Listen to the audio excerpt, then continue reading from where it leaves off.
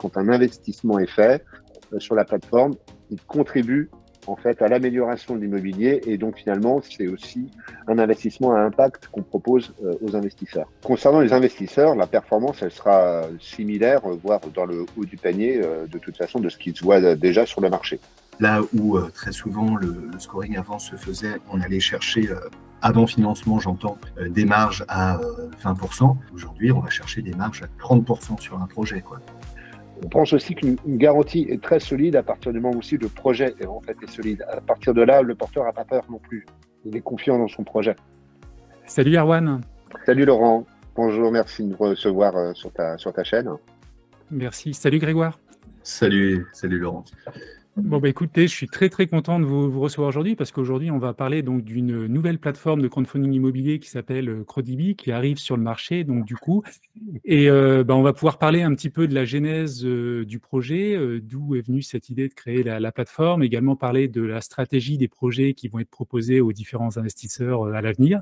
Et puis également, en fin de partie de vidéo, on va analyser un projet, le premier projet qui est en cours de collecte en ce moment et donc on va regarder tout ça dans le détail. Alors je vais peut-être déjà laisser la parole à Erwan qui est le fondateur de la plateforme pour te laisser te présenter et puis présenter aussi un petit peu l'arrivée de cette plateforme aujourd'hui en 2023. Ok, très bien. Bon, en fait, c'est parti tout simplement d'une idée assez simple. J'étais moi-même intéressé par l'investissement immobilier au tout début. J'avais envie de me lancer plutôt dans des opérations immobilières. Et puis, effectivement, la question du financement était assez vite venue sur le coin de la table, comme on dit. Et je m'étais rendu compte qu'effectivement, de nombreux marchands de biens ou de promoteurs avaient pas mal de difficultés à se faire financer. Et de l'autre côté, beaucoup de gens aussi cherchaient à investir en immobilier, tout simplement. Et on sait qu'aujourd'hui, investir en immobilier, c'est quelque chose de plus en plus compliqué. Et finalement, ces deux besoins se rencontrant, on voit bien qu'une plateforme de crowdfunding avait tout à fait sa place. Ça existait déjà depuis quelques années. Par contre, moi, j'avais remarqué effectivement que la notion du durable, en fait, de l'investissement vraiment prenant en compte la performance énergétique des bâtiments n'était pas si présente que ça. Et moi, c'est quelque chose qui me tenait à cœur. Donc, j'avais un peu dans l'idée de lancer cette plateforme en disant, voilà, on ne finance que des projets à vocation de performance énergétique, d'amélioration du logement, et donc d'orienter un peu plus l'investissement finalement sur un impact positif dans les affaires immobilières des porteurs de projets. Voilà un petit peu comment c'était arrivé. Et puis, j'ai croisé la route de mes deux associés dessus. Donc, Grégoire, on se connaissait déjà avant même l'aventure. Il m'a rejoint avec lui son parcours plutôt issu de la promotion immobilière et de la conduction de chantier. Donc, il connaissait bien cet environnement-là. Et puis, Paul, qui n'est pas avec nous aujourd'hui, mais qui, lui, est issu plutôt du monde de l'audit financier et notamment sur toute la partie analyse financière et restructuration des entreprises. Donc, c'était finalement des compétences très complémentaires pour analyser des projets. Et moi, j'avais un parcours déjà avant sur la partie marketing et communication autour des projets immobiliers, du prêt immobilier, des assurances emprunteurs. Donc, tout ce qui était finalement produit réglementé était quelque chose que j'avais déjà bien en tête. Voilà un peu comment c'est arrivé. Et puis, on a décidé de partir sur ce nouvel agrément qui est arrivé il y a peu de temps, mais ça, je pense qu'on va en parler après. Voilà. Ouais, on va en reparler un petit peu après. Peut-être Grégoire, je vais peut-être te laisser la parole et puis après on va pouvoir dérouler la suite. Oui, donc moi je m'occupe de tout ce qui va être partie sourcing des projets et contact avec les porteurs de projets notamment. Donc aujourd'hui c'est un gros boulot là-dessus, parce que l'aspect sourcing, il faut savoir quand même que dans le crowdfunding, on dit non à beaucoup de projets. Voilà, il y a beaucoup de projets qui répondent pas aux critères. La sélection des porteurs est vraiment drastique. Il y a un gros travail qui est fait en fond là-dessus. D'autant plus pour notre part, vu qu'on a un critère durable qui est assez prenant et où beaucoup de porteurs en fait n'ont pas anticipé ce volet-là. Donc voilà, on ferme pas la porte forcément à ces porteurs-là, on vient juste leur travailler avec eux, mais il y en a qui sont un petit peu récalcitrants. Donc voilà, sur le sourcing, il y a un beau projet, et puis il y a de beaux projets qui arrivent quand même à en sortir, et dont celui que je te présenterai tout à l'heure.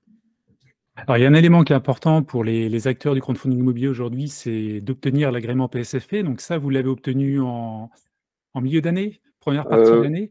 non, en fait, on a été la première plateforme réellement à le décrocher, on va dire, avec un processus d'agrément complet. C'est-à-dire qu'il y avait deux, trois plateformes avant nous qui l'avaient obtenu, mais qui étaient déjà en activité avec les anciens statuts. D'accord. Par contre, vraiment, l'obtention de cet agrément sur une plateforme native PSFP, la première plateforme, c'est Credibi, en fait. On a pas mal avancé sur ce sujet au début, donc avec l'AMF, hein, tout le monde tâtonnait un petit peu, y compris le régulateur, parce que il fallait appréhender cette réglementation qui était nouvelle et quand même assez exigeante et complexe. Et puis surtout de prévoir un plan d'activité qui pour nous soit cohérent avec l'esprit de la réglementation. Donc ça a pris pas mal de mois, voire même près d'1 an et demi, pour vraiment y arriver. Donc oui, c'est quelque chose qui se fait pas du jour au lendemain. C'est beaucoup d'investissement en termes financiers, en termes de temps, en termes de tout un tas de choses. Alors c'est vrai que c'est une couche que beaucoup d'investisseurs ne voient pas parce qu'effectivement c'est pas leur métier, hein, c'est normal.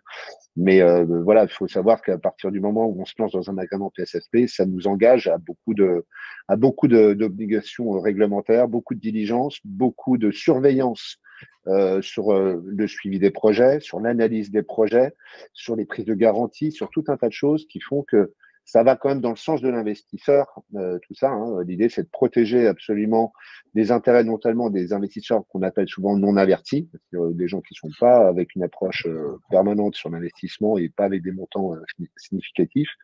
Donc, pour cette population-là, en tout cas, il y a aujourd'hui des mesures qui sont quand même intéressantes, qui sont issues de cet agrément PSFP et qui aujourd'hui renouvellent complètement les pratiques des plateformes. Voilà.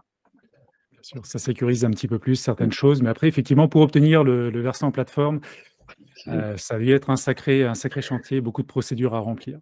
Ça a été Donc ça, compliqué pour oui. tout le monde, ouais, de toute façon. Ouais.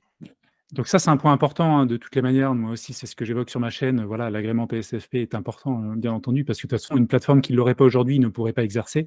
Non. Donc c'est vraiment un prérequis important. Alors après, au-delà donc cet agrément PSFP en poche, donc vous avez défini un petit peu une stratégie sur une certaine typologie de projet, Oui. plus immobilier durable. Et est-ce que tu peux nous en parler un petit peu plus, Oui. parce que ça fait partie un petit peu de l'ADN de la plateforme là, qui se lance aujourd'hui. Et est-ce que tu pourrais également juste après, peut-être nous donner les éléments clés de la plateforme, peut-être le ticket d'entrée minimum. Qu'est-ce que vous ciblez comme projet? Alors, on a parlé d'immobilier durable, mais ça peut être potentiellement du neuf ou aussi de l'ancien, de la rénovation. Est-ce qu'il y a des affinités, des particularités que l'audience pourrait Alors, en fait, la première chose qu'on promet nous à nos investisseurs et futurs investisseurs, c'est qu'il n'y a pas de projet à vocation purement spéculative. Je m'entends, c'est-à-dire que un projet d'achat-revente simple où on a besoin d'argent pour revenir derrière revendre quasiment dans l'immédiat, c'est pas dans notre ADN, c'est pas dans nos objectifs. Pourquoi? Parce qu'en fait, on pense qu'aujourd'hui, beaucoup de professionnels sont en mesure de participer réellement à l'amélioration de la performance des logements. Je pense qu'il a échappé à personne que les logements avaient réellement besoin aujourd'hui d'améliorer leur performance énergétique et leur bilan carbone.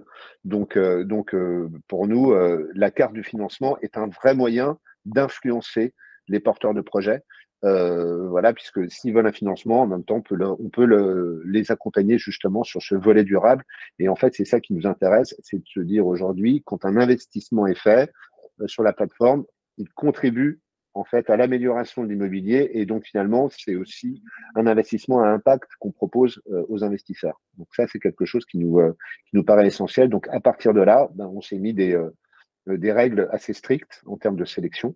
Comme l'a expliqué Grégoire, ça veut dire aussi donc beaucoup de projets qui peuvent pas passer sur la plateforme. C'est aussi un choix pour nous qui est pas toujours facile parce qu'évidemment, on voit beaucoup de projets passer qui seraient peut-être économiquement intéressants, mais on ne s'arrête pas à cette seule dimension-là.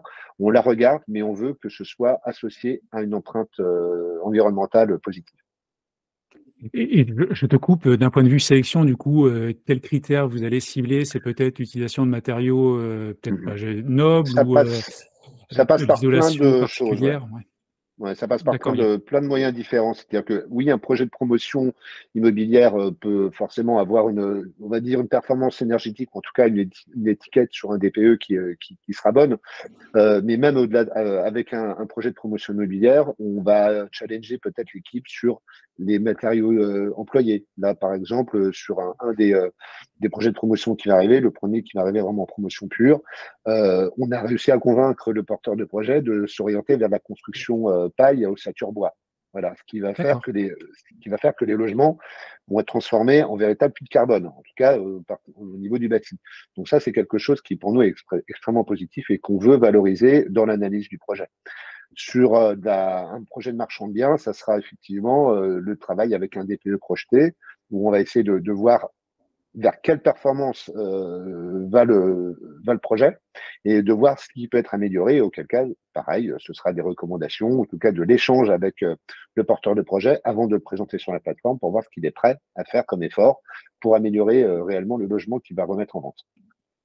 Après, ça peut être aussi des projets qui tournent autour de on va dire, de la zéro artificialisation nette. Alors, je ne veux pas aller trop sur ce sujet-là qui est un peu polémique, mais en tout cas, on essaye effectivement de sélectionner aussi des projets qui préservent le bâti existant et qui préservent aussi un petit peu le patrimoine quelque part de l'immobilier. Il ne s'agit pas non plus de tout écraser à chaque fois. Et non, on peut parfois récupérer tout à fait les choses, faire du réemploi de matériaux.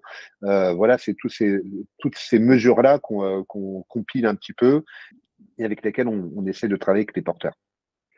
Voilà. D'accord, donc pour cette partie, ouais, non, c'est vraiment intéressant et on voit bien de toute façon toute la partie ENR globalement qui émerge et qui commence aussi à prendre de l'envergure.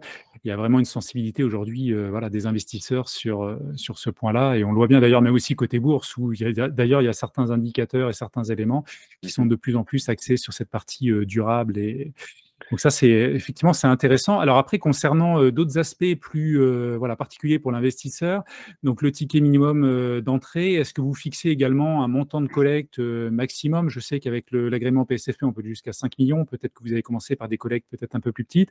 Et Oui. puis, donc, on a parlé et tu as dit que la rentabilité n'était pas l'élément non plus le plus important, mais quelle rentabilité on peut espérer voilà, avoir donc sur la plateforme Credibi dans les prochains projets, bien sûr, en fonction des projets, ça peut varier, mais en moyenne, globalement.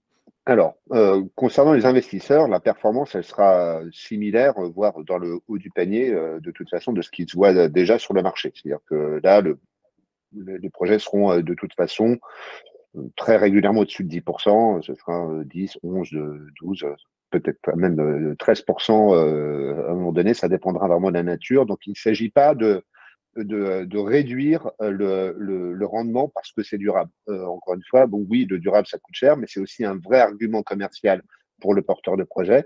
Il améliore la commercialisation de son projet aussi avec le volet durable. Donc, on n'est pas dans une logique comment dire, de promotion ou en tout cas comment dire, de sponsoring uniquement de l'étiquette durable. C'est pas l'idée. C'est surtout d'installer complètement cette démarche durable maintenant à tous les étages de l'investisseur jusqu'au porteur de projet, y compris donc dans notre approche de la plateforme. Voilà. Donc à partir de là, donc le ticket d'entrée lui sera à 100 €. On a voulu aussi que cette plateforme soit accessible à tout le monde. Évidemment, c'est qui peut le plus, peut le moins. On est également ouvert à toute typologie d'investisseurs, y compris ceux qui sont aujourd'hui un petit peu plus, peut-être un peu plus fortunés également. Pourquoi? Parce que c'est aussi un changement dans le crowdfunding. Le ticket aujourd'hui, le plafond en tout cas d'investissement a été levé en crowdfunding. Donc là où avant on était plafonné à 2 000 €. Aujourd'hui, c'est plus le cas. Donc ça peut aussi drainer forcément une autre population à un moment donné, des gens qui sont peut-être un petit peu plus armés. Voilà. Ça, je pense que c'est intéressant, le ticket d'entrée à 100 €, effectivement, parce qu'il y a beaucoup de plateformes qui sont avec un ticket d'entrée à partir de 1 000 € et moi, je le vois bien sur mes groupes Telegram ou Facebook. Beaucoup de personnes veulent se lancer dans le crowdfunding immobilier, mais à partir de billets d'entrée à 1 000 €, c'est pas pour toutes les bourses, comme on dit. Donc, effectivement, à partir de 100 €, ça paraît plus facile de mettre un ticket et puis de se lancer dans ce type d'investissement, surtout si on croit dans le projet derrière, et c'est ça qui est important. Ouais, voilà, je pense que c'est ça qu'il faut regarder. Quand on analyse finalement un projet immobilier, évidemment, nous, notre métier, c'est de compiler un maximum d'informations. L'idée, c'est pas, nous, en tout cas, on ne délivre pas de conseils en investissement. Hein. C'est quelque chose qui est aussi un vrai changement dans l'approche du crowdfunding. C'est-à-dire que là où avant la notion de conseil arrivait, aujourd'hui, on fait ce qu'on appelle de la RTO, de la réception-transmission d'ordre. Donc, l'idée, c'est quoi? C'est d'appliquer toutes les diligences possibles, voilà, en tout cas pour bien informer l'investisseur, qu'il investisse en toute connaissance de cause, mais c'est bien lui qui décide au final d'investir ou pas. S'il a besoin de conseils, par contre, il peut tout à fait effectivement s'attacher des conseils d'un CIF, par exemple, ou d'un CGP, qui va effectivement pouvoir lui donner des informations supplémentaires ou un avis extérieur. Ça, c'est tout à fait possible. Mais en tout cas, la notion de conseil sur conseil a disparu aujourd'hui. Donc, nous, on a plutôt un devoir d'objectivité, de neutralité. C'est vraiment ça qui change dans l'approche finalement du crowdfunding aujourd'hui. On a un peu changé de posture. En tout cas, c'est plus facile pour nous peut-être d'être dans cette posture-là que pour des plateformes qui étaient existantes, qui elles doivent adapter leur activité. Donc nous, c'est pas vraiment c'est pas vraiment notre difficulté. Notre plus gros challenge finalement aujourd'hui, c'est surtout de décoller et puis d'arriver maintenant à lever vraiment des collectes, en tout cas d'arriver au succès de collecte. C'est ça surtout notre premier objectif, et qu'on le fasse avec une cohérence par rapport au positionnement qu'on a fixé aujourd'hui, qui est l'investissement vertueux, voilà, sur des projets immobiliers durables. Alors, peut-être avant de passer à la présentation donc, du premier projet, le projet Oresmo 2, je voulais quand même vous poser une petite question vis-à-vis du marché actuel. Je pense que c'est bien aussi parce qu'aujourd'hui, le marché actuel est un petit peu compliqué. Bon, il y a une hausse des taux, même si ça se stabilise, l'inflation, la hausse des prix des matériaux et pas mal de petites choses. Alors, comment vous percevez ces éléments-là, le contexte de marché, et comment vous les intégrez alors, dans la sélection, dans les critères de sélection de vos projets notamment, on peut aller jusqu'à la partie garantie, mais également, est-ce que vous avez défini une grille stricte, et quels sont les points clés pour vous pour sélectionner ces projets? D'autant que Grégoire a dit tout à l'heure que pas mal de projets étaient reçus, mais il y avait un gros filtre pour arriver à proposer derrière des collectes par la suite. En fait, il n'y a pas une grille stricte. On a beaucoup de points d'entrée. En fait, on a plus de 150, 170 points d'entrée différents sur un projet. Quand on l'analyse, donc ça en fait beaucoup. Certains sont applicables, d'autres ne le sont pas. Et c'est là où effectivement l'approche aussi avec Grégoire est importante. C'est que la connaissance justement du métier est très importante, parce que ça nous permet aussi de pondérer un certain nombre de choses. Donc on a des systèmes de pondération, et on essaie de voir surtout si l'état d'esprit du porteur de projet est le bon, si son approche est structurée, s'il y a une méthode bien en place, et si c'est pas le cas, effectivement, on va nous donner des points d'alerte et des points de progression. Et en fait, le travail avec un porteur de projet est plutôt un travail itératif, où on va effectivement faire plusieurs allers-retours, et finalement, tous les projets peuvent arriver chez nous, libre ensuite à un porteur d'accepter d'avancer avec nous ou pas. En gros, on lui laisse le choix. Après, il y a quand même des choses concrètes. Moi, dans l'appréciation d'un projet sur la première découverte du projet, on va déjà voir un petit peu l'expérience du porteur. Ça va nous donner des indicateurs sur les aléas de travaux, parce que très souvent, dans les bilans qui nous sont présentés sur l'opération, il y a une part d'aléas de travaux. Pour venir de ce monde-là, je sais très bien que voilà, un chantier où c'est pile poil le bon prix, ça termine dans les temps, ça existe, mais faut se lever de bonne heure, quoi. Donc, je vais plutôt aller regarder ça d'abord avec le porteur de projet, et pour venir sécuriser un petit peu ça aussi, parce qu'on sait qu'il y a parfois un problème aussi maintenant qui est sur la revente des biens, sur l'obtention des crédits pour les acquéreurs. Donc, ce qu'il va falloir, c'est à ce moment-là avoir un prix ultra compétitif pour que le peu de dossiers de financement que les acquéreurs puissent avoir, il faut que ça aille pour notre porteur, quoi, qu'ils achètent le bien du porteur. Et donc, pour ça, ce qu'il faut, c'est avoir des marges sur le projet qui permettent aussi cette petite manœuvre si à un moment, on voit que ça met trop de temps à se vendre. Donc, là où très souvent, le scoring avant se faisait, on allait chercher, avant financement, j'entends, des marges à 20%. Aujourd'hui, on va chercher des marges à 30% sur un projet, quoi. On vient rehausser un petit peu ce curseur-là, et ça, c'en est un parmi tant d'autres. Bon, bien évidemment, quand on a un porteur en face de soi qui est expérimenté et qui connaît un petit peu ses difficultés, là, on a passé le creux de la vague, on n'est plus dans l'inconnu, on sait qu'il y a des difficultés, les gens sont avertis, les porteurs le sont, et donc tout le travail a été fait en adéquation avec ça aussi. Donc, il y a aussi il y a aussi un travail forcément plus appuyé maintenant sur l'approche sur les garanties d'un projet, parce qu'on voit bien que à un moment donné, c'était pas quelque chose dont les investisseurs avaient une grande conscience. En tout cas, c'était pas un critère déterminant.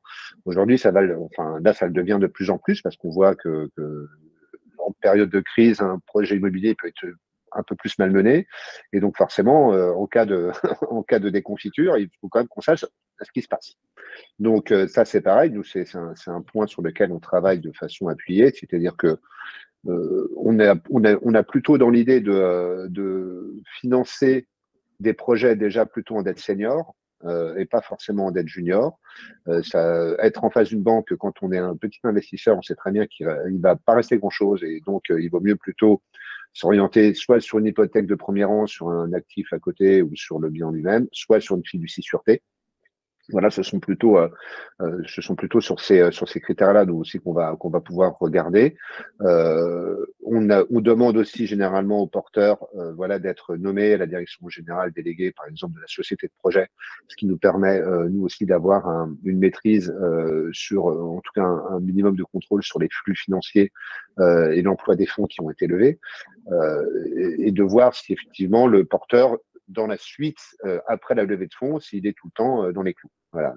Nous, notre métier s'arrête pas simplement à la levée de fonds, il va jusqu'au suivi. On doit également s'assurer effectivement que les choses sont faites dans ce qui était prévu réellement au contrat. Voilà.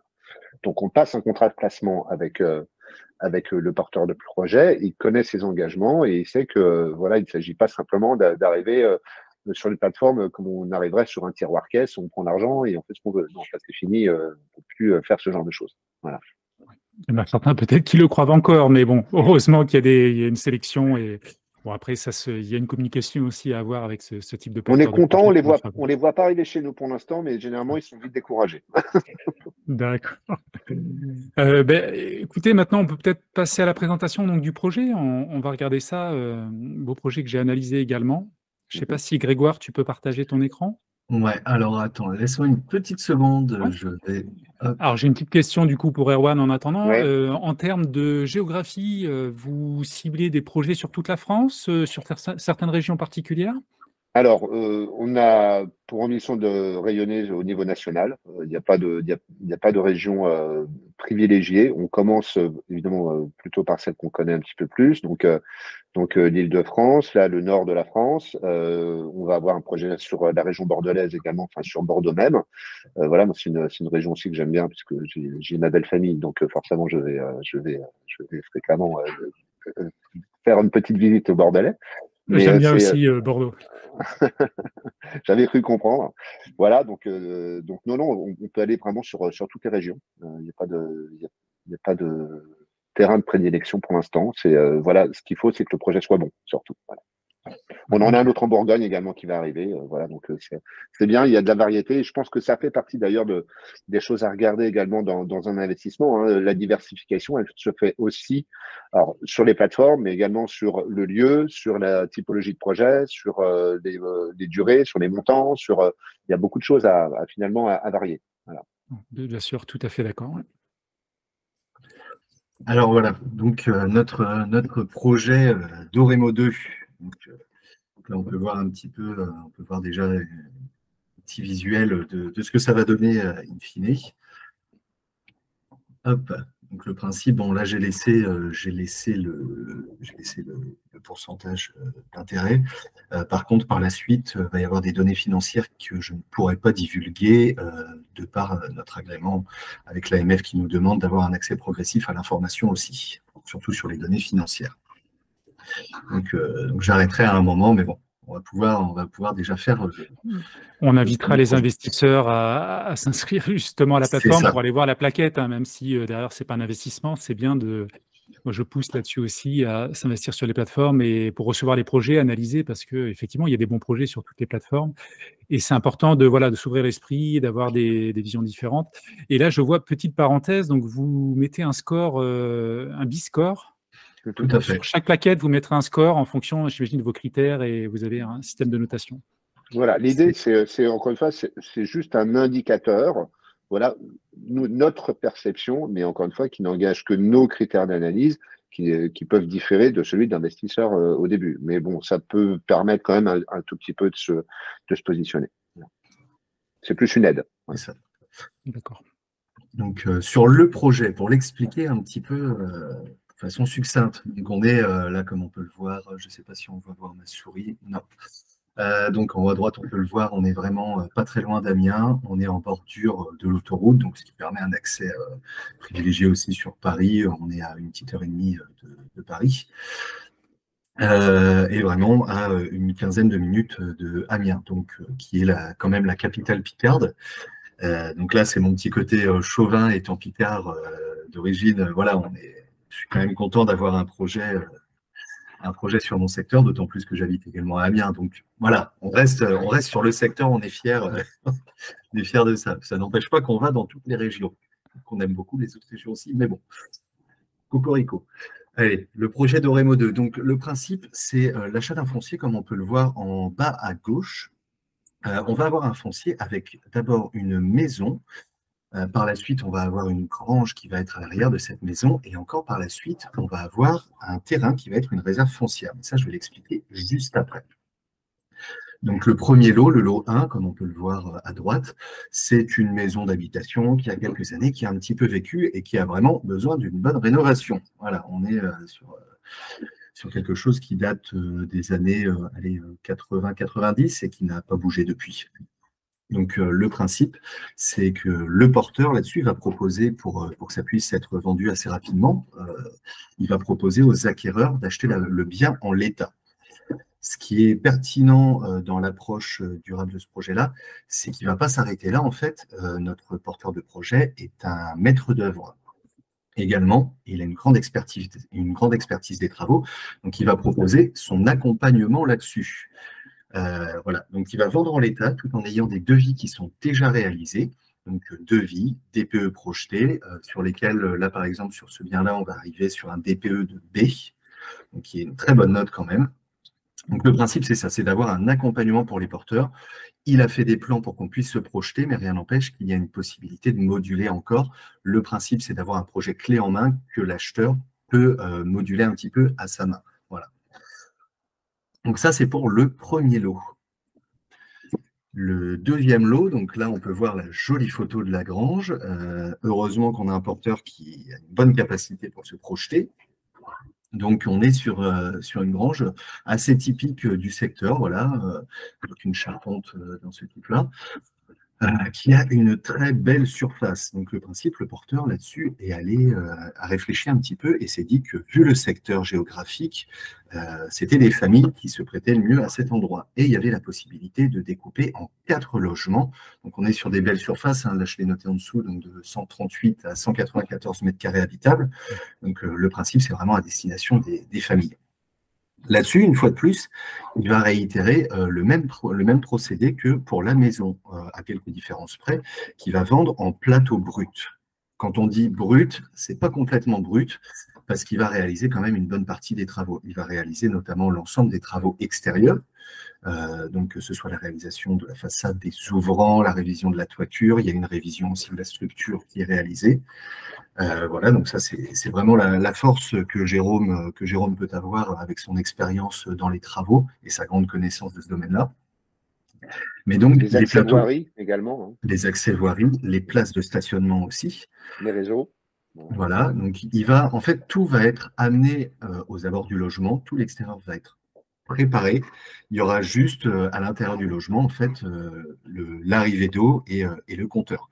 Tout le reste sera en blanc. L'isolation ne sera pas encore faite non plus parce que, bien évidemment, ça va dépendre de l'emplacement des murs. Même s'il a réalisé des plans pour que les acquéreurs puissent se projeter, chacun peut moduler, encore une fois, à sa main. Néanmoins, hop, il a réalisé quand même des belles petites perspectives qui montrent un petit peu la tendance des devis qu'il a proposés. Donc voilà, pour chaque bien, il va y avoir un devis qui accompagne, qui permet d'obtenir ce résultat. Bien évidemment, il sera assez souple là-dessus aussi. Le principe, c'est toujours d'avoir un projet clé en main pour l'acquéreur. Ouais. Là-dessus, encore une fois. Côté commercialisation, justement, ça sera un plus, effectivement, d'autant qu'il est du métier de proposer des choses et puis de se projeter également, parce que sinon, après, vendre un plateau nu, voilà, ça peut freiner certains acquéreurs. Mais là, effectivement, s'il y a des choses, des plans, des visuels, ça, c'est un plus. Il a les plans d'architecte Oui, qui sont réalisés, visuel 3D perspective, hein, et DPE projeté, voilà, avec un devis qui en plus est assez compétitif. Et bon, vu l'expérience de la personne, on n'est pas sur un devis complètement hors système. On est face à quelqu'un qui a les pieds sur terre et qui tient bien compte des coûts aujourd'hui et de la hausse des coûts dont on a parlé précédemment notamment. Hop. Donc voilà un petit peu pour les premiers lots. Et enfin, le dernier lot, le lot 6. Alors là, c'est le côté un petit peu atypique de ce projet-là. On est sur une parcelle, en fait, qui est sur une OAP. Donc, c'est un projet qu'a la commune. Le PLU, donc le plan local d'urbanisme, aujourd'hui, ne permettait pas la construction sur ce type de parcelle. Donc, c'était une parcelle qui était sur un aspect, qui servait à une grange, voilà, toute simple, et on ne pouvait pas construire de logement là-dessus. Aujourd'hui, ça a été modifié. Le PLU, justement, permet maintenant la création de logements. Et donc, Jérôme là-dessus, est en train de travailler cette phase 2. Donc, pour l'instant, tout n'est pas fixé. Il y a un très beau potentiel, parce qu'il y a déjà eu un promoteur local qui avait fait une petite offre, il y a un petit moment de ça, hein, il avait fait une petite offre pour voir un petit peu ce que ça donnait à 85 000 €. Donc, on se dit qu'il y a quand même de belles perspectives pour cette parcelle. Nous, de ce qu'on a estimé, voilà, on est sur un montant bien plus sympathique, mais néanmoins, on a pris une valorisation un petit peu plus basse parce que le porteur de projet, là, pour l'instant, n'ayant pas finalisé la création de cette zone-là, il préfère le garder en réserve foncière, c'est-à-dire que ce n'est pas destiné tout de suite à accueillir les logements et à être vendu en l'état. Il y a une partie urbanisme, donc du coup, qui est en cours, si j'ai bien compris. C'est ça. Et d'un point de vue mètre carré, c'est une parcelle de combien de mètres carrés? Ouf, on est. Ça a l'air assez grand quand même, non? Je sais plus le nombre de mètres carrés exact. Je crois qu'on a 2500 mètres carrés ou 3000 mètres carrés, je crois, hein, chose comme ça. Et ça donne sur la droite, là, c'est une route qu'il y a également de l'autre côté? Oui, tout à fait. D'accord. Il y a un autre accès. Donc, le principe de ce qu'on a déjà vu, il y a la possibilité, si je ne dis pas de bêtises, en rationalisant, d'aller sur 9 ou 10 terrains à bâtir. Jérôme étant quelqu'un qui va plutôt chercher le qualitatif, lui, il a plutôt l'idée d'aller sur 5-6 beaux terrains à bâtir, voilà, pour avoir des belles surfaces et un agencement cohérent. Mais néanmoins, c'est une parcelle qui a un très beau potentiel et la valorisation en l'état de 85 000 € est largement inférieure à ce que ça vaut vraiment. Mais bon, on préfère toujours avoir un scénario pessimiste pour jamais avoir de mauvaises surprises. Donc voilà, donc le principe, c'est de conserver cela et le bilan tourne assez bien malgré le fait que cette parcelle ne soit pas vendue. Donc, pour expliquer rapidement aussi pourquoi ce projet-là fait sens sur la commune d'Oremo, c'est parce qu'à une centaine de mètres de là, Jérôme a déjà réalisé un projet voilà, qui était assez similaire, puisqu'il y avait une division foncière également. Il a tenu compte aussi de l'entrée en vigueur du nouveau PLU, qui permettait la création de terrains à bâtir à l'arrière du terrain. Donc voilà, ce type d'opération est assez bien maîtrisé par notre porteur, donc ça faisait sens aussi d'expliquer un petit peu ça, d'expliquer son expérience, non pas que du métier, mais également du terrain, quoi. Donc voilà, là on voit un petit peu la zone concernée par la zone à urbaniser, par le nouveau PLU. Donc là, on peut très bien voir la parcelle qui est concernée sur le lot 6. Je ne vais pas m'attarder sur le sujet, on en a déjà parlé. Pour ce projet-là, donc sur ce qui va être des dates, on est sur une signature de la promesse de vente qui est fin décembre, voilà, qui sera bien évidemment conditionnée aussi par le succès de la collecte. Tout à fait. Merci. J'ai bugué un petit peu. Et puis par la suite, les travaux qui seront menés de façon assez courte. Encore une fois, on a pris une date au 15 mai en prenant en compte beaucoup d'aléas, la date initiale étant plutôt aux alentours de mi-avril. Donc voilà, on a encore pris un mois de battement pour la fin théorique des travaux. Donc ensuite, rapidement, avant de passer à l'explication de qui est Jérôme et son expérience, on a travaillé un petit peu le volet adéquation commerciale, notamment sur les prix, sur le prix du secteur, les prix de vente. On a comparé un petit peu tout ça. Donc, étant donné sa proximité avec Amiens, on est sur un marché, même si on peut voir que récemment, en effet, il y a eu le creux de la vague sur le début 2023, on a eu une baisse des prix, mais du fait qu'il n'y avait plus de vente, en fait, tout a été gelé.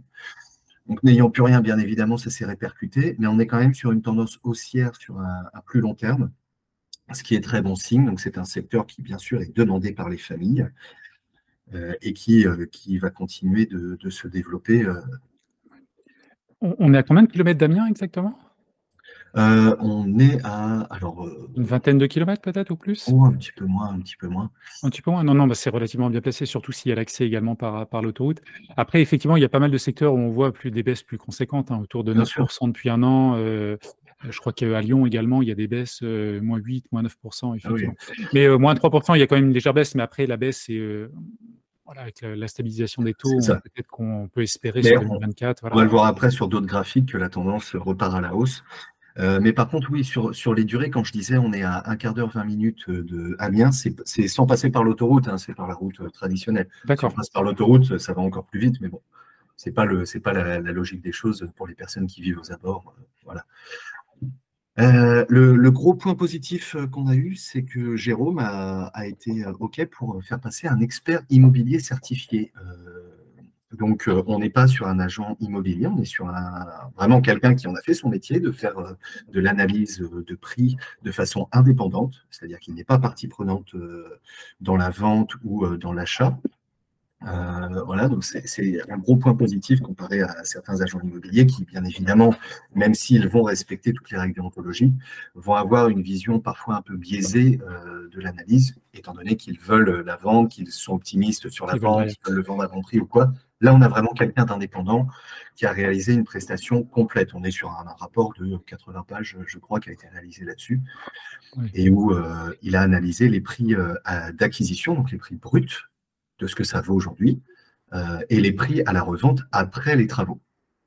Voilà. C'est vous qui l'avez exigé ce rapport? Alors, parce que je fais une petite parenthèse, c'est assez rare, en fait, d'avoir ce type de rapport, mais c'est toujours un plus. Bien sûr. Je sais que moi, je l'ai vu, il y a une plateforme qui le fait régulièrement, mais la plupart le font, rarement, très, très rarement, et c'est vrai que voilà, c'est quand même, quelque chose en plus pour savoir, voilà, si on est dans le prix du marché ou pas en sortie, et moi, j'y porte vraiment un intérêt, voilà, en tant que critère de sélection, c'est vraiment ça, c'est important, ouais. Alors, Juste un point que je voudrais préciser quand même dessus, effectivement. Oui, on est assez exigeant parfois avec les porteurs sur le sujet, mais on pense que c'est important au regard justement des aléas et de la crise immobilière aujourd'hui. Il y a besoin de visibilité et on peut pas se permettre, je pense, aujourd'hui, en tant que plateforme, de donner des projets où on va à l'aveugle. Il faut essayer de donner un maximum d'éléments de décision. Donc oui, ça fait partie des choses sur lesquelles on insiste un peu avec le porteur. En fait, quand ils viennent chez nous, ils ont déjà un peu investi déjà dans des DPE projetés, dans une expertise immobilière. Ils ont montré palle blanche au niveau des garanties, ils sont quand même très ouverts. Donc voilà, ce sont des choses sur lesquelles on pense que c'est réellement de nature à aller dans le sens des investisseurs aussi pour gagner leur confiance. Ça, c'est un point qui est important pour nous. C'est important pour nous aussi. c'est ça. Donc là, il a vraiment joué le jeu là-dessus. On lui avait demandé en effet un rapport. Il s'y est prêté avec plaisir. Pourquoi est-ce qu'on ne le voit pas souvent sur d'autres plateformes? Parce qu'il ne faut pas oublier que ça représente un coût. Là, on est quand même sur un coût entre 1 500 et 2 500 euros. Hein. C'est vrai que c'est un investissement conséquent qui qui vient nuire à la rentabilité d'un projet, surtout qu'à ce stade-là, les porteurs de projets ne sont même pas sûrs de réaliser ce projet-là. Donc voilà, c'est pour ça qu'on le voit pas Ah oui, c'est un fréquemment. investissement, en plus avec la garantie derrière aussi, où il y a toujours un petit budget, il y a oui, non, non, effectivement, je comprends ça. Voilà. Donc parfois, bien évidemment, on va avoir des projets qui seront un petit peu plus petits à l'avenir. Si on en a des plus petits, où là, en effet, les 2000 euros peuvent avoir un impact significatif sur la marge, on va plutôt s'orienter vers un agent immobilier indépendant. Nous, ce qui va être important, c'est que ce soit quelqu'un qui n'est pas partie prenante du processus d'achat ou de revente. Voilà, c'est vraiment l'essentiel. Donc voilà, on est allé challenger. On n'oublie pas aussi que quand même on a notre propre analyse également, puisqu'on a nos propres outils aussi pour sortir une analyse, et c'est un peu ce qu'on voit dans le tableau. Voilà, c'est qu'il y a l'analyse du porteur, il y a notre analyse et l'analyse d'un indépendant. Ça fait déjà 3 sources d'informations différentes qui peuvent se croiser et on voit ce que ça donne. Voilà, objectivement, on voit les décalages et finalement on s'est rendu compte que le porteur était lui-même finalement le plus pessimiste. C'est ça. C'est bien. On est sur un porteur qui a une bonne vision, là-dessus et qui était un petit peu comme moi sur la technique du worst case scénario. Si ça tourne dans des conditions défavorables, c'est que ça tournera dans tous les cas. Donc là, on peut le voir un petit peu, son analyse étant sous-estimée par rapport aux analyses que l'expert a pu réaliser ou même que nous avons pu réaliser. Donc voilà un petit peu. Donc là-dessus, je ne sais pas si tu as des questions par rapport à ça ou… Non, après, c'est peut-être un peu plus en termes de chiffres. Alors, je ne sais pas ce que vous pouvez donner comme information, alors peut-être pas bilan financier de la société ou ce genre de choses. On a parlé d'une collecte donc d'environ, que je reprenne le chiffre, on n'est pas loin de 600 000 euros, je crois, sauf erreur de ma part. C'est ça. Et 574, tout à fait. D'accord. Et en prix de sortie, globalement, vente incluse, donc on est sur un chiffre, est-ce qu'on peut le donner ou peut-être pas? Vous parlez peut-être de marge un petit peu? Alors, tout ça, ça va arriver juste après, si tu veux. Là, en fait, je parlais juste du projet dans le sens global, mais je vais accélérer un petit peu plus vite. Bon, après, voilà, je vais passer les détails. Ça, ce qui est important, parce que je l'ai regardé également, c'est la partie prix au mètre carré qui est assez basse, du coup, vu qu'il n'y a pas les travaux qui sont réalisés. Néanmoins, il y a l'accompagnement derrière. Ça, c'est important. Surtout que là, c'est quelque chose que je regardais beaucoup également. Le porteur de projet, que ça soit aussi endettement en société, mais c'est surtout aussi son expérience, son expertise. Et là, effectivement, il a déjà fait des opérations et d'autre part, en plus, il est dans les travaux. Donc ça, c'est un plus, ça, c'est sûr. Oui, il a quand même 15 ans d'expérience là-dedans. Donc voilà, après, ça, ce sera libre aux personnes, libre aux investisseurs d'aller consulter un petit peu ça. On a toute l'étude des prix où on est allé challenger un petit peu aussi, voilà, les prix en venant ajouter les travaux qu'ils vendent de façon séparée pour voir si l'ensemble du projet était viable. On se rend compte qu'il est vraiment mieux disant là-dessus. Il est sur des prix avec une décote significative de l'ordre de 10 à 15%, ce qui est quand même vraiment intéressant pour une commercialisation rapide. Alors, petite question, Grégoire, là sur la slide juste avant. Est-ce que, là je vois le prix au mètre carré globalement 1 000 euros, il rajoute une enveloppe en moyenne là si je regarde rapidement, de 500-600 euros. Est-ce que c'est pas un peu faible justement pour une rénovation complète, de seconde œuvre? Je veux dire, vu que la structure est là quand même. On pourrait se dire ça. Après, il faut regarder un petit peu les perspectives. On est sur un aspect où il vient conserver l'âme. Donc, on va avoir une âme à la fois ce qu'on pourrait qualifier un peu d'industriel qui est conservé. Et mine de rien, les 500 euros sont assez représentatifs. Pourquoi? Parce que les travaux de façade et d'extérieur qui représentent en général une grande partie et une partie très significative des devis, dans le cas d'une réhabilitation complète d'un bien, et ben justement, là, il n'y a pas à le faire. Pour la maison, c'est pareil, l'ossature étant bonne. Il y a beaucoup de choses où il n'y a pas besoin d'en rajouter. Donc, les 500 euros, on est sur quelque chose de très maîtrisé. Je suis allé dans le détail des devis, j'en ai profité, voilà, venant un petit peu de ce milieu-là. Je suis allé regarder un petit peu tout ça. Donc, sur les devis qu'il pousse, en fait, il ne va pas prendre de marge sur les différents postes. Lui, il va juste vendre son expertise en maîtrise d'œuvre, qui est une ligne dans le devis, qui fait partie du devis. Mais en soi, tout le reste, les prix, moi je suis en parfaite adéquation avec cette analyse-là. On a la possibilité également, si cela est intéressant, si c'est intéressant pour certaines personnes, on peut nous demander sur la plateforme, en effet, de fournir les devis. On pourra les fournir avec grand plaisir. Jérôme est tout à fait d'accord et transparent là-dessus, aucun problème. D'accord, pas de souci, mais c'est bien de le préciser. Ouais. Hop, donc voilà notre analyse de prix. Donc on peut voir en effet que le marché est bien tombé en mars, hein, avec le resserrement des taux, mais qu'on est sur une tendance qui repart légèrement à la hausse. Dans tous les cas, les prix proposés par Jérôme sont bien en dessous de tout ça. Donc pas trop de problème. Et encore, ce prix médian, quand on est sur un prix médian à 1849, on n'est pas sur quelque chose qui vient d'être rénové, hein. On est très souvent sur des logements qui ont un petit peu de bouteille Oui. et qui parfois ont même besoin de la rénovation. Hop, donc voilà, petite analyse de l'endroit. On est sur un milieu, on est un peu à la campagne tout en étant proche de la ville. Bien évidemment, sur l'accès à pied, on n'est pas sur quelque chose d'incroyable.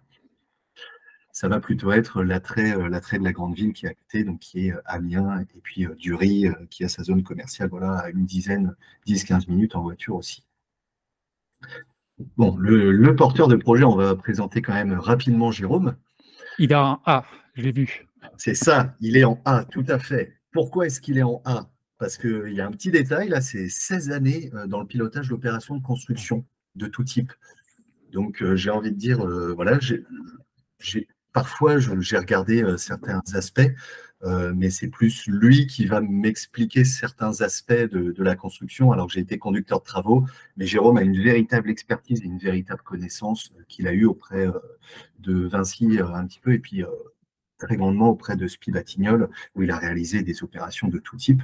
On a mis d'ailleurs son book, il nous a fait un book de réalisation des plus grosses opérations qu'il a pu réaliser notamment, que ce soit avec Spi, avec Vinci, ou même lui à titre personnel, qu'il a fait aussi en tant que marchand de biens, qu'il a fait aussi en tant que maître d'œuvre et qu'il est en train de réaliser, pour montrer vraiment son expertise.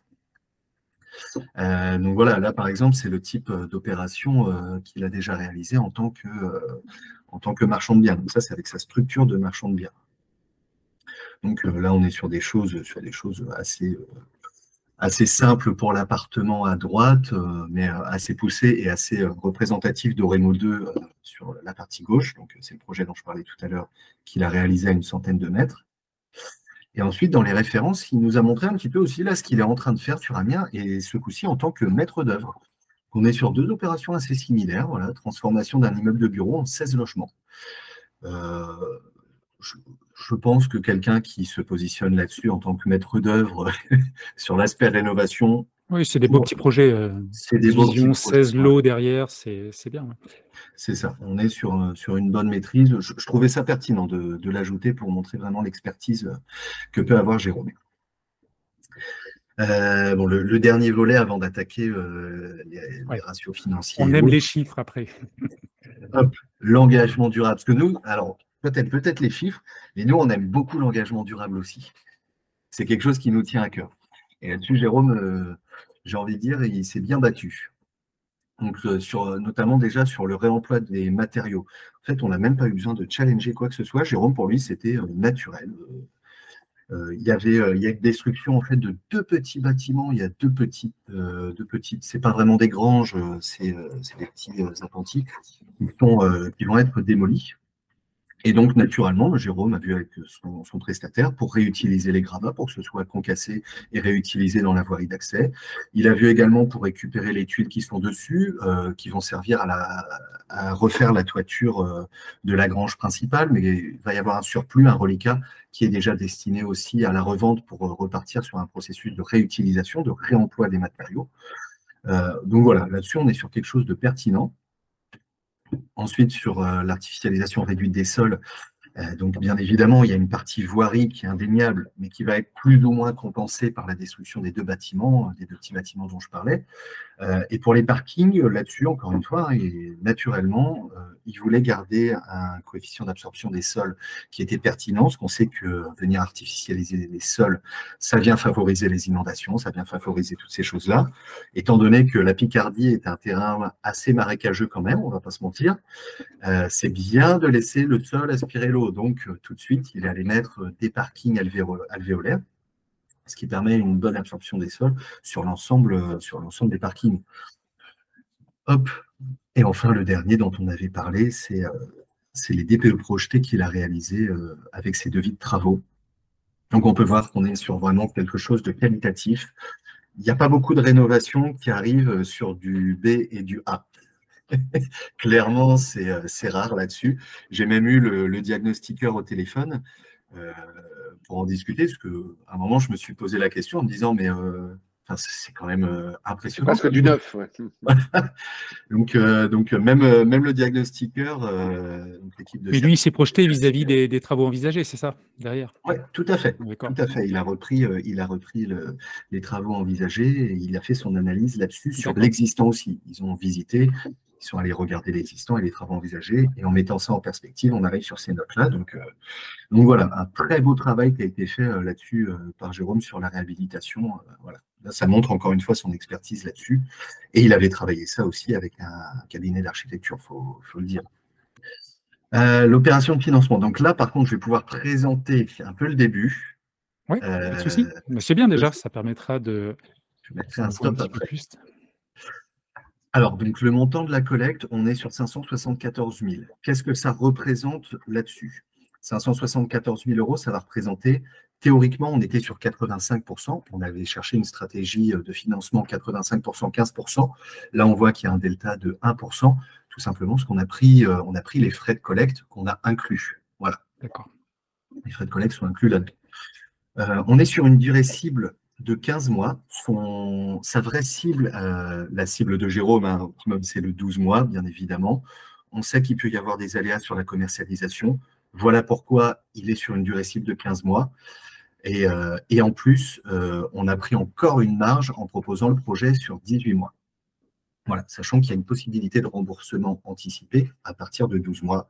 On a pris un petit peu de latitude, voilà, au cas où il est un acquéreur qui a un refus de prêt ou des choses comme ça. C'est le genre de sécurité dont je parlais. Voilà, on préfère maintenant anticiper ce genre de problématique. Et on sait que c'est la commercialisation qui va prendre le plus de temps sur ce type de projet. Voilà. Et là, ce sera la dernière slide que je peux présenter. À la limite, je vais peut-être voir avec Erwan. Erwan, les LTV, LTA, question, on pourra peut-être les montrer après. Après, derrière là-dessus, donc là, c'est oui, la fiducie sûreté, la garantie. Donc là, vous le valorisez à 600 000 euros, c'est lié à l'expertise, parce qu'en fait, moi, je faisais mon calcul de LTA basé sur le prix d'achat du foncier qui était moindre. Je ne sais plus de tête si je peux le dire ou pas, mais la moitié moins, on va dire, par rapport à la valorisation. Donc ça, effectivement, ce rapport d'expertise permet de réajuster également. Parce qu'en fait, sur l'achat qu'il a réalisé, ça ne tenait pas compte aussi de la division parcellaire qui a été faite. Aujourd'hui, la division parcellaire a été actée, elle est réalisée. Donc on est déjà sur une valorisation du terrain qui est supérieure au prix d'acquisition. Ce que tu veux dire, c'est dès l'achat, en fait. Dès l'achat, ça vaut automatiquement, ça prend de la valeur et après, bien sûr, voilà. Il va revoir la toiture, les menuiseries, il va refaire Voilà. Et après, plus il va avancer dans le projet, réseaux, la voirie. Plus ça va prendre. C'était l'idée de départ, hein, de toute façon. C'est pour ça qu'on a aussi sélectionné le projet, c'est qu'on voyait bien que le potentiel aujourd'hui du foncier était de nature à largement couvrir l'opération, en fait, en tout cas d'être très confortable dessus. Et on sait qu'il est en plus de ça avec des ressources supplémentaires avec Solo 6 derrière qui va pouvoir quand même bien faire avancer son opération. Donc finalement, nous, ce qu'on a décidé de faire en commun accord avec lui, c'est de mettre une fiducie sur 100% des titres de la société de projet qui détient le foncier. Ce qui fait qu'on a réellement, du coup, une vision quand même assez ouverte en tout cas sur l'opération. Et on se dit qu'aujourd'hui, déjà, les chiffres en termes d'adéquation commerciale sont bons. La partie durable est bonne. Le fait de pouvoir adapter ce logement, effectivement, sur la base de devis déjà existants, mais qui ne sont pas figés, ça participe quand même à pas mal on va dire, de points positifs, en tout cas, sur l'issue de l'opération. Et quand bien même ça prendrait encore un peu de retard, on a encore de la sécurité, et y compris aussi un petit apport en trésorerie supplémentaire qu'on lui a demandé pour être sûr que durant le projet, il n'y ait pas de couac au niveau trésorerie non plus. Voilà, donc je pense on a pris beaucoup de précautions dessus, qui devraient être de nature à convaincre les investisseurs. Oui, on à pense en rassurer, tout cas. effectivement. Bah, la garantie fiducie, effectivement, on est souvent habitué à avoir des hypothèques de premier rang, mais une fiducie, voilà, sur les parts, parce qu'il y a une société dédiée qui a été créée, hein. Vous l'avez peut-être Tout dit, à j'ai fait, peut-être, donc ça, tout à c'est fait. effectivement, c'est important, le prix de sortie. Bon, il y a aussi un opérateur, tout ce qui tourne autour de l'opérateur, de toutes les manières, l'expertise, l'expérience, voilà, tout ce qui concerne la société, et cetera, c'est des choses, importantes et puis voilà, quoi, d'être, cohérent vis-à-vis du marché local et bon, très bien. Oui, voilà, Ça je me pense qu'il paraît faut essayer de trouver un peu un équilibre sur tous les points. L'idée, c'est de ne pas avoir un gros point faible quelque part sur le projet. On a été quand même attentif à ça aussi dans l'approche de sélection, hein. On essaie de ne pas laisser un volet en disant tout ça c'est très très bon, bien mais sûr. c'est quelque chose de très mauvais. Ben non, c'est un point bloquant pour nous. Il faut pas qu'il y ait de trop grandes disparités entre les scores non plus. On n'a pas envie de laisser un score, par exemple, avec un biscore E, voilà, sur un des volets, Oui. ce serait pas admissible, en fait. Ce serait même disqualifiant, en fait. Voilà. D'ailleurs, ça me permet de faire une petite parenthèse. Si ça vous intéresse, voilà, d'investir sur la plateforme Crediby, vous pouvez avoir 1,5% de plus, hein, de cashback sur vos projets. Donc là, si on a 11%, ça permet d'obtenir 12,5%. Alors, si vous faites un virement bancaire, hein, tu me reprendras, Erwan, si je dis des bêtises, mais C'est ça. voilà, si vous le faites par carte bancaire, ça sera qu'1%, parce qu'évidemment, les partenaires bancaires prennent des frais, notamment via les cartes bancaires, donc ça coûte un petit peu plus cher après à la plateforme. Donc, si ça vous intéresse, écoutez, il y aura un petit lien en description, déjà pour découvrir le projet, la plateforme, vous inscrire, et puis analyser la plaquette dans le détail, parce que là, aujourd'hui, lors de l'interview, on ne peut pas diffuser toutes les informations, parce qu'il y a il y a une législation qui est telle qu'elle est, et donc on ne peut pas tout diffuser. Donc voilà ce que je pouvais dire. Écoutez, ça me paraît voilà, très intéressant comme projet. Du coup, vous vous laissez combien de temps voilà, pour la collecte? La collecte va être ouverte pendant combien de Elle temps? est Parce ouverte qu'après, pendant le mois de décembre. Là, d'accord. voilà, c'est prévu durant tout le mois de décembre. Alors bon, l'idée quand même étant de donner, on espère avoir une tendance quand même positive assez rapidement pour donner aussi la visibilité à au porteur de projet, hein, forcément qui lui est très intéressé par le résultat de la collecte. Alors c'est vrai que nous, comme on est une plateforme entre guillemets, une jeune plateforme qui ouvre, forcément, on a eu là un démarrage la semaine dernière qui était un petit peu plus un petit peu sportif, puisqu'on a toujours des petits couacs et des bugs à droite à gauche qui peuvent être des irritants qu'on s'est appliqué à régler en tout cas la semaine dernière. Si jamais les investisseurs éprouvaient des difficultés, on est évidemment très à l'écoute de tout le monde. On surveille évidemment toutes les remontées des gens qui cherchent à s'inscrire. On restera évidemment très attentif à tout ça pour bien les accueillir et les accompagner si besoin. Voilà. D'accord, non, mais c'est bien de le préciser. Effectivement, il y a eu quelques petits couacs. Moi, personnellement, j'ai pu m'inscrire sans trop de difficulté, parce qu'il y a pas mal de choses qui ont été corrigées au fil de l'eau aussi.